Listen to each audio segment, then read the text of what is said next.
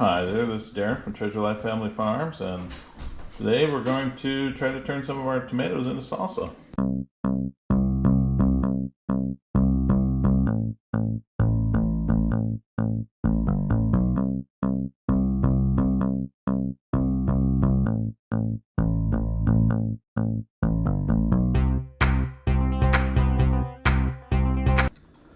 These I do believe are our Mountain Magic variety that we ordered from Johnny Seeds and have been growing in our hoop house. And they look like this. Then we knocked the stem off. Then we were trimming the end off and also trimming just a hair off of this end and then cutting them in half.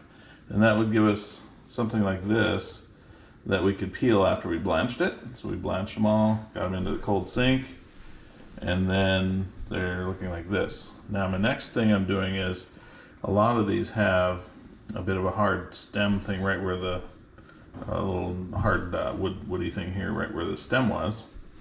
So I'm cutting them for salsa.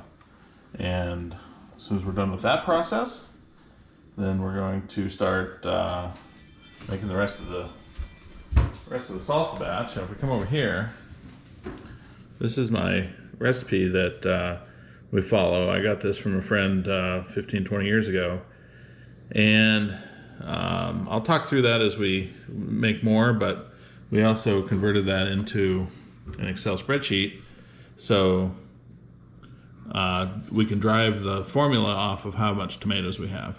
So if we have 12 cups of tomatoes, that's like a single batch size, and everything is kind of a 1.0 of whatever it was going to be.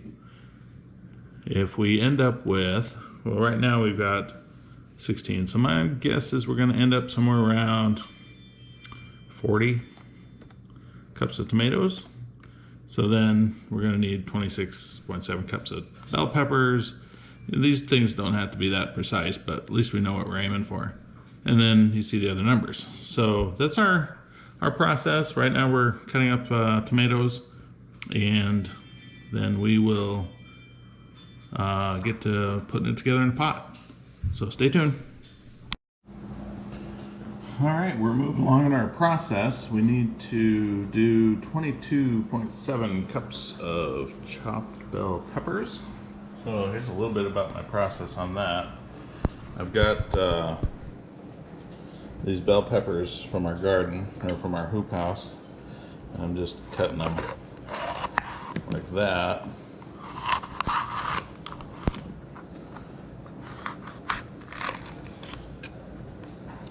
And that's about it. Toss that in the pig bucket. And then on these ones here, I'm slicing like this.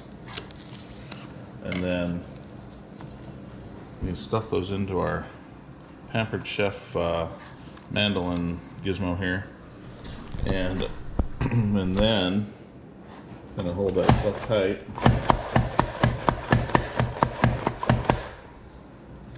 And let me show you what's coming out the back here.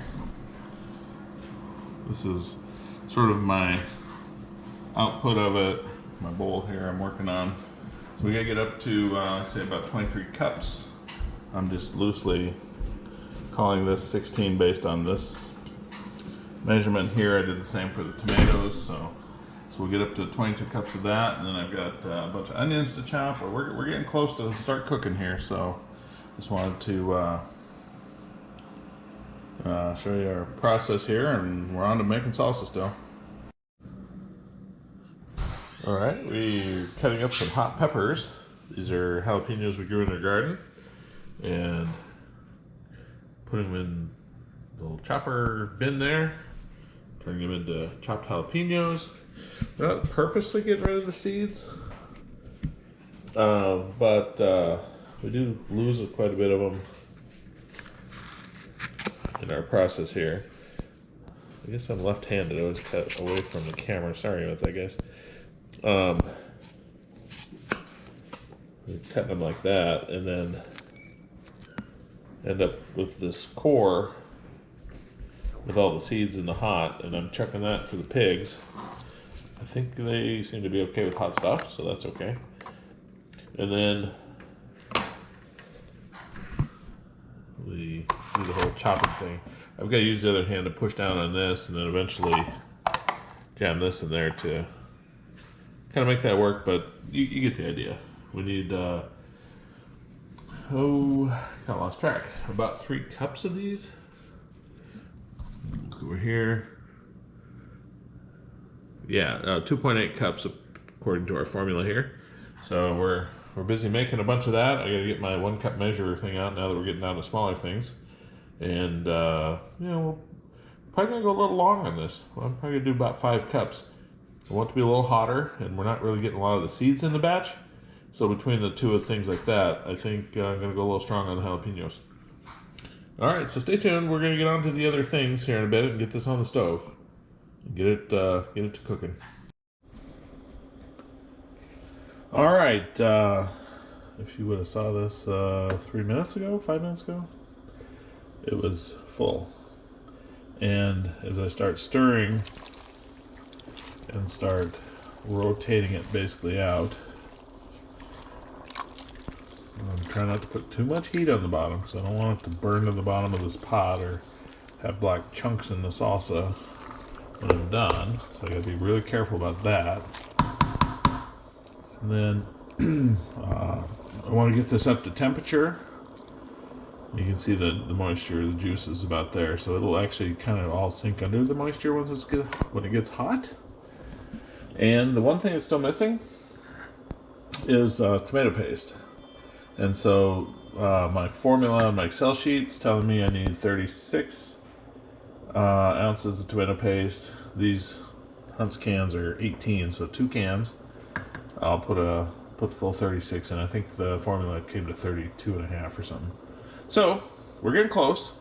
These will blend in easier and better once this is hot too. So I want to get this warmed up pretty warm, and then we'll cook it once it's hot. I don't want to say boiling because I don't think we ever really get to boiling. Once it's hot, we'll leave it sit there and cook for about an hour, and then we'll start putting it into jars. And we gotta get our pressure cooker heating up over here because we're gonna pressure can these. Trying to think what else I know. Okay, so that's where we're at. We're getting close to adding tomato paste and then getting it up to temperature, and then we'll let it sit here and simmer for about an hour. All right, we're pressure canning. We've got 7 quarts in there, wide mouth jars. We're up to the allotted under 15 pounds, but the thing started tipping and I turned the burner down, so I'm gonna turn it back up a little bit, get it rocking. But it's close, and we're going for 15 minutes at 15 psi, and then we will turn the burner off and let her come down. Oh, stuck, sorry. Magnet stuck to the jar lifter there, sorry about that. All right, so what we have here is my first load from the canner that's done, and it took a half hour to calm down or cool down. If you don't have a jar lifter, get one. There's no way you should be doing this without one. And then I set them over here on the towel and just leave them alone.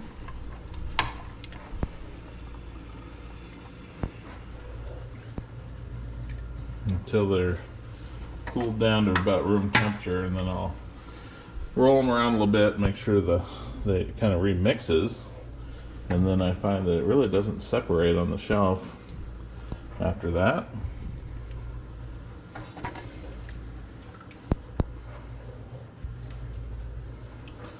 The pressure canner holds 7 quarts.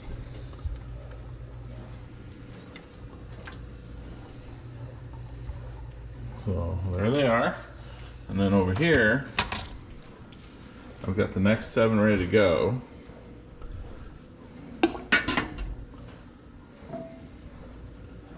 In fact, let's get our burner on.